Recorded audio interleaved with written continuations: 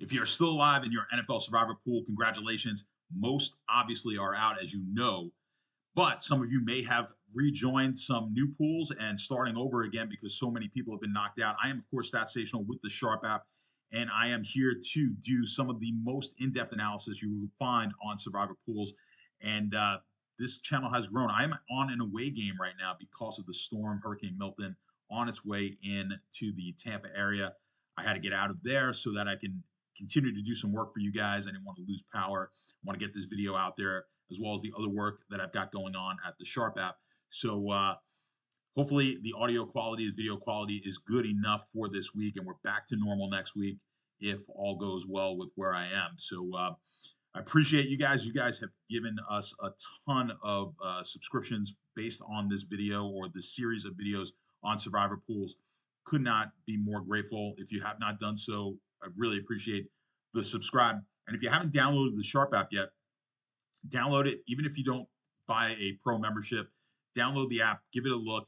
We've got the Pro Plus version coming out here, and that is going to have an EV tool. And I don't want to get into exactly what all these tools mean, but you're going to have the about 60 sports books plus some of the fastest updates to those sports books in the market. So if you are into sports betting, on top of all the other great stuff we have for props, we're working on a tool for same game parlays that's going to be amazing. Our developer just won a pretty nice parlay using it behind the scenes, just testing it out over the weekend. So all of that stuff is coming, and you're going to want to download the Sharp app. So if you want to help me out and help us out, of course, with the channel, not just to subscribe, but just downloading the app goes a long, long way. So hopefully we can get through this storm. I'll get back to my home office, and the quality of these videos will be a little bit better. But bear with me here for week 6. I want to give you guys as much info as I possibly can from the road. And let's get into it, right? So we've got the Survivor grid up as I usually do. And you'll notice right away, Philly is the top team, both from a pick percentage standpoint and from a win percentage standpoint. They've got the highest probability to win. Now, this wasn't a game that we were necessarily looking at against Cleveland maybe a few weeks ago as being a potential play. We assumed Cleveland would be a better team at this point, but Cleveland's looking like one of the worst teams in the league, certainly with Watson at quarterback. And now Philly becomes a very popular play. And when you look at Philly, certainly in the near term, maybe not too many options at the Giants. Giants are playing better coming off that win. I didn't even mention last week what had happened here. The Giants, I had suggested, I thought fading Seattle was the right play in just about all formats last week.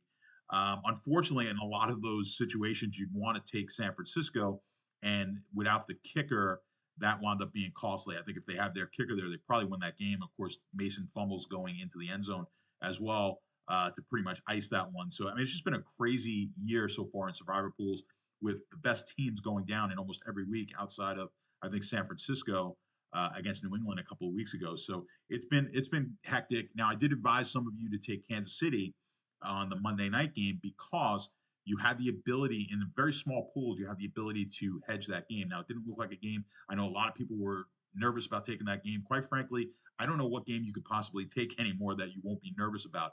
Almost every one of these games and teams have proven that nobody's really a lock to win any of these games. So you're always going to be in a situation, certainly from here on, that's going to make your stomach uneasy. But the reason I suggested Kansas City last week to some people, not necessarily I liked the game, I didn't, but it was the largest favorite playing that some people had left to take, and they were playing on the Monday night game. And a situation where if the best case scenario happened, you have a Seattle lose or a San Francisco or both, you were in a real enviable situation sitting with Kansas City and being able to hedge. And we've got a similar situation this weekend I'm going to get into, and we'll jump into that in a minute. But you can hedge, certainly. The more information you have, that's why we like taking the later game if at all possible. You get more info, more people potentially eliminated from your pool. Your hedge becomes an easier play, and you get to maybe hedge a larger amount.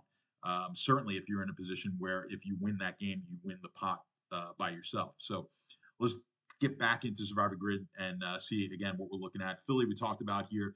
Not a ton of future value with Philly. Like I said, the Giants next week. Not necessarily a game on the road that we're interested in at Cincinnati.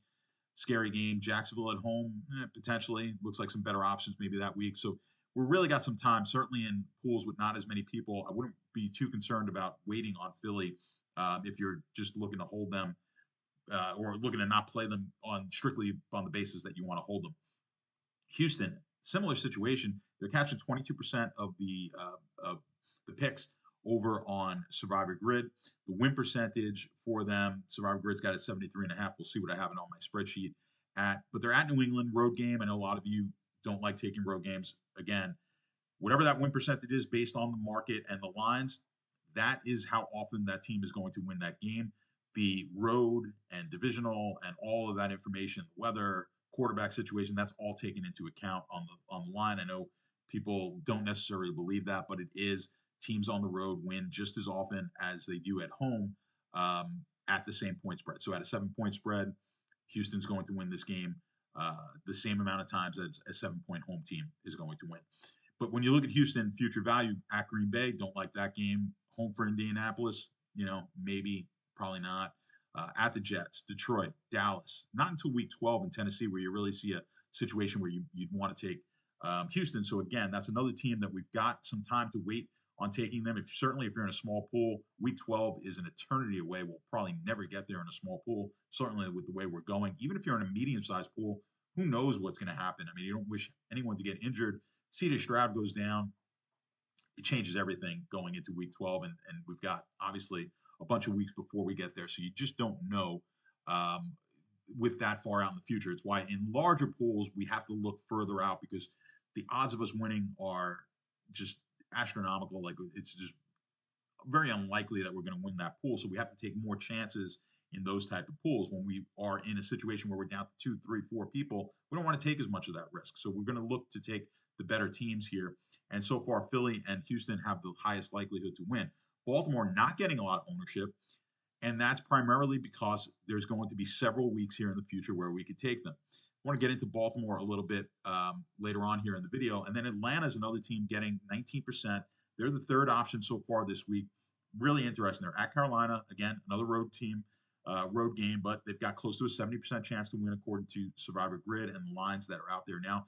You look at Atlanta here for the upcoming week: Seattle, at Tampa, Dallas, at New Orleans, at Denver, bye, at the Chargers. I mean, not many opportunities to take Atlanta. So you've got a few teams here with a relatively high percentage chance to win that we don't have a ton of opportunity to take. And then I want to look at one other team, Green Bay, another team that really doesn't have a lot of future value, but is not being taken all that much. Now, they're not as big a favorite as some of these other teams. Green Bay is 68% chance here to win according to Survivor Grid. They get Arizona. Arizona coming off the big win and upset last week against San Francisco. They've looked great at times, and then at other times, they've been beatable. So interesting matchup. Green Bay's at home. It's going to be a tough game, obviously, for Arizona to win. But when you look at Green Bay, when are you going to take Green Bay in the future? Houston, Jacksonville, Detroit, a bye, at Chicago, San Francisco, Miami. Now, Miami, we'll see. Maybe that's the game in week 13, but that's, again, a ways off. If you're in a larger pool, perhaps you could look that far. I still don't like to look that far out, but certainly in smaller pools, you're probably going to be focused maybe more on the Philly, Houston teams with a little bit more probability to win. But a medium-sized pool, I don't know if we're going to get to even see that Miami game with Green Bay. So Green Bay becomes an interesting option. Let's jump into the spreadsheet here and take a look at that. So I've got it set up at 0%, as I usually like to start with you guys. And at the 0%, we see, of course, the most favored team. And I've got Philly, 79% chance to win, Houston, 74%. Those are going to be your top two options, of course, and right down the list. And you've got Baltimore here. Now, Baltimore is going to be interesting. Some of you may have taken Baltimore already.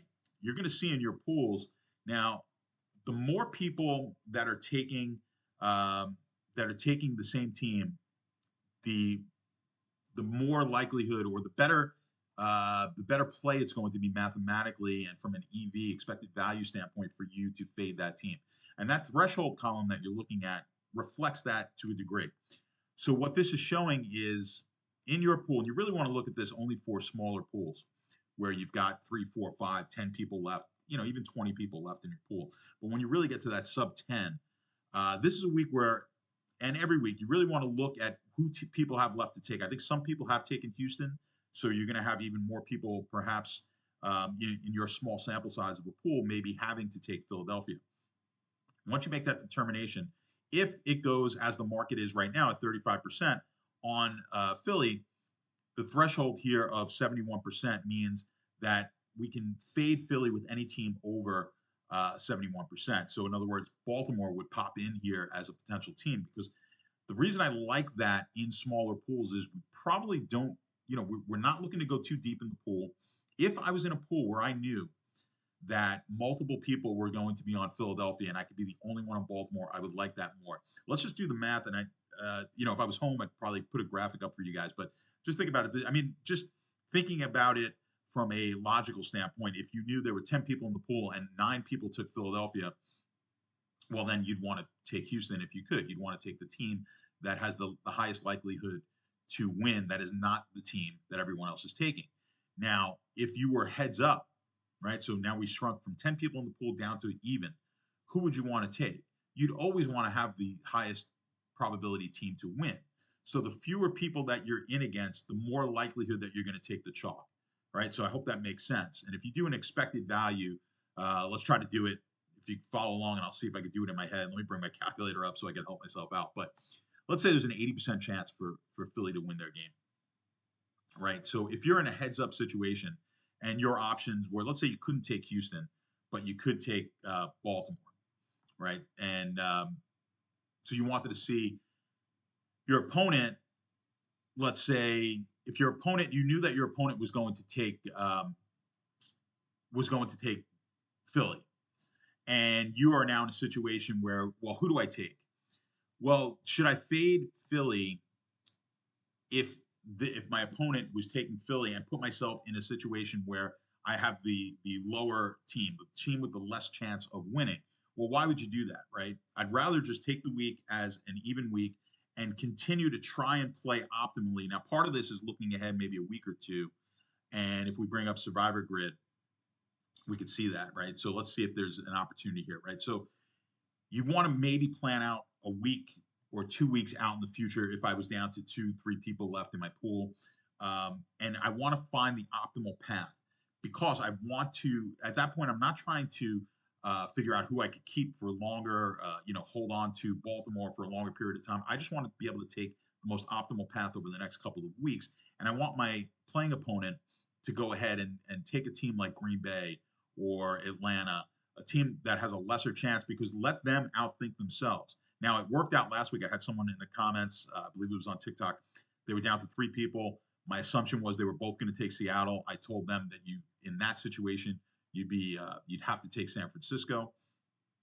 Actually, they couldn't take San Francisco. I think they had to take Kansas City, and they did. So of course they were able to win the pool, because you don't want to be on. You want to be able to take the team that you have the highest probability of winning on, and not just take the team there with 2 people in the pool, not take the team that everyone is going to take. But if it was even, then I would say go ahead and take a team like, oh, I'm sorry, they didn't take Seattle. So what wound up happening was they didn't take Seattle.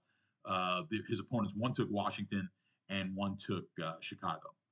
And they both wound up winning. So they took dumb plays, dumb picks for the type of pool that they were in, that he's in that situation, but it wound up working. So not all, just because you do it smart and you play it the way you should play it, is it going to work? Sometimes people are going to do stupid things. If you played poker, people are going to call in a situation where they just should not call. They've got 2 outs against your made hand. You're sitting there with the nuts, and they've got a 2-outer to outdraw you, and they go ahead and do it, right? So they may have got their money in a bad situation, but the cards went against you. That's kind of the situation that happened last week with that gentleman who had messaged me on TikTok and said, which way should I go here? So he wound up getting unlucky. It wasn't Kansas City. I think he wound up losing with San Francisco.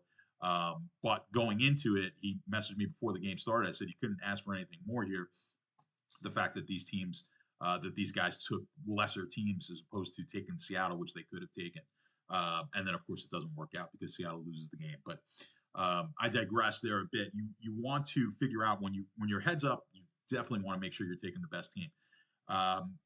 And you should always err on the side of taking the team with the highest likelihood of winning, unless you are confident based on who the other opponents have taken, that you can pinpoint where they're going to take their team. So, in other words, if you've got both of your opponents that you're playing against have taken Houston and not taken Philly, well, then there's a good chance that they're both going to be on Philly.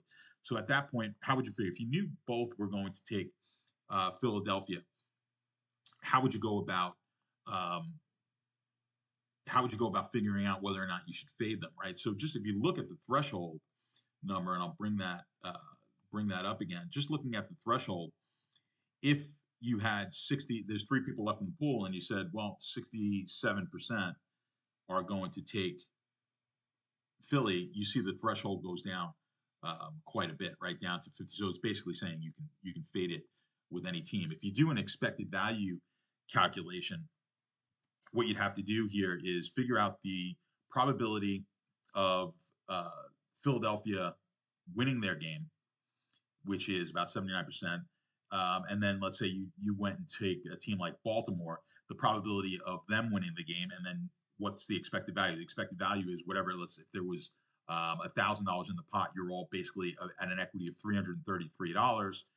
Your equity would not change. So you multiply the probability of both of those events happening, right? So it would be 80%.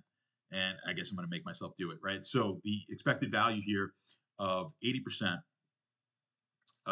let's say that Philly is an 80% chance of winning, and the probability of they win and Baltimore wins, which is, let's say, in our hypothetical, we're going to take Baltimore. And so you multiply the 80% by, let's call it 73%, right? That becomes 58%. So there's a 58% chance that both of these teams are going to win. You then multiply that by your equity. So in this hypothetical, let's say our equity it's $1,000 pot. There's three of us left. That's 333. So we multiply that number. You multiply 58.4% as that comes out to by 333. That gives us 194.47. You then do that for each scenario. So the other scenario would be both of your opponents are on Philly. They have a 20% chance of losing. So that's 0.2%. You'd multiply that by your probability of winning, because the scenario is now Philly loses and your Baltimore pick wins. So we'll take we'll multiply 0.2 by 0.73. That comes to 14.6%. And you multiply that by the full 1,000 that we're going to win in our pool. So that becomes $146. So you're going to add that. So we have $146 in equity in expected value plus not in expected value yet, but you add that 146 to the 194 that we got previously, and then you figure out if you lose and Philly wins, you're out. And then to do that calculation would be, or on Baltimore to lose would be about 27%. So let's say 27%, and then if both of your opponents were on Philly, you would take the 27%, assuming they win. You multiply that by 0.8, and that comes out to 21.6%. And let's say your entry fee was $10. You multiply that by $10, right? So it comes out to negative 2.16 is what you would lose. And then you would figure out, of course, if both teams would lose, what probability that is, and that's really just 100% minus these other scenarios. And assuming that the pot continues to the pool continues to go, you'll have a $333 in equity multiplied by that position. So what you do is you figure out what the EV is of that, and then figure out what your EV is of go ahead and taking Philly. So if it's above 333, right? Excuse me, because if you all take Philly, you're going to remain at 333. I guess I can add that up for you guys now. So it would be 146 plus the 194 and a half, right? Minus $2.16. So it actually comes out to just over your EV here is going to be well, then you got to add in the 333. So let's add. I didn't do the final calculation. Let's just do that. So it's going to wind up being greater, which does make sense, right? So if we do 30 the 333 and we figure out what's the probability both teams lose. So you're going to take 0.2% is the probability that Philly loses, and we're going to take the probability of 0.27% that Baltimore loses as well. You multiply that by 333, it comes out to about $18. So we add that to the total. So you're looking at about $356 in EV. That's the calculation. I apologize for confusing you. I would have had it up on the screen, but it's difficult for me to do here. But essentially, you're going to figure out every combination you can of what can potentially happen and figure out your EV. So what you see is taking a Baltimore there when both of your opponents are taking Philly becomes positive EV, and it only increases as more and more of your opponents are on Philly. So the threshold column is going to give you a good idea of that. Basically, if you've got 50% of your pool, if you've got four people left and 50%, and are going to take they're going to take Philly, you can see that threshold drops, and you basically can take any one of these very popular favorites. All right, so that's going into a lot of what we could talk about here on small pools. The other thing I want to of note, the Atlanta game. This game is a 4 o'clock game. The games after that, the 8 o'clock games, and both basically primetime games, are not going to be very popular games here for Survivor. Atlanta is the only 4 o'clock game that people will be taking. You can consider Atlanta as a possible hedge if you're down to very few people left in your pool. Jumping on Atlanta gives you the added value on Atlanta. They become a little bit more valuable because you have that standalone game. If Philly were to lose, if Houston were to lose at 1 o'clock, that increases your equity in the pool, gives you a better chance of potentially hedging with Atlanta. So we didn't talk too much about Atlanta. Limited as well in their future value. As we go up here and we count and we add the 50% weight to future value, you'll see that Green Bay becomes a more popular option. Atlanta becomes popular. You're still getting Philly and Houston as the two most popular options, right? So the Green Bay, why I like Green Bay here in maybe some mid-sized pools and certainly to larger pools, is because we don't want to use Green Bay as we saw over on Survivor Group. We're not going to want to use them all that much in the future. And it gives us a team that really not too many people are taking this week. A lot of people are afraid of Arizona because of the fact, they've had a couple of big wins. They've hurt people. They hurt people last week in Survivor pools. Green Bay is an interesting option, especially as you get to larger pools. I think Green Bay becomes even more attractive. And then when we get to the 100% level, you'll see it kind of wipes Baltimore out altogether. Maintains Philly as the top team. I mean, that's why Philly's getting so much attention here at the 35%. But it makes Green Bay an even stronger play. And I really do like Green Bay at this low ownership level in larger pools because those type of pools we expect to go deeper. Certainly, if you're in a pool where we started over again and you've got a lot more people left in the pool, Green Bay would be an option I would look at as well in those type of pools.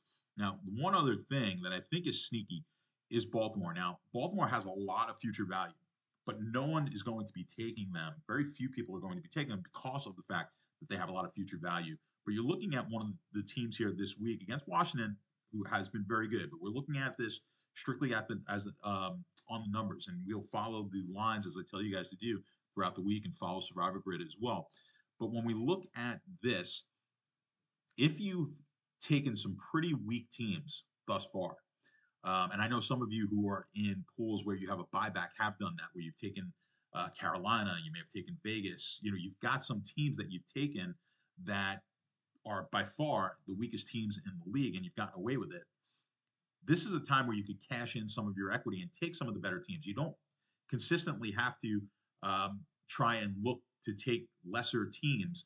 At some point, you want to cash in on that equity. So you could be in a situation where Baltimore is a good play for you, and you let some other people take these other teams, and now you've got high leverage play on one of the stronger teams in the NFL. Just something that you need to think about as well. But as always, leave a comment down below. I'll try to guide you guys through.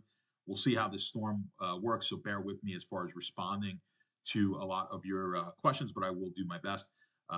Not the best show I could possibly do under the circumstances, though. I hope you guys forgive me, and we'll be back hopefully to normal next week. And I look forward to seeing you all next week. Hopefully, we remain safe for those of you who are down here in Florida with me.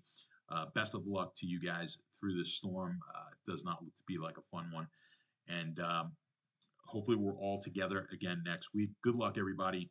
And let's survive in more ways than one.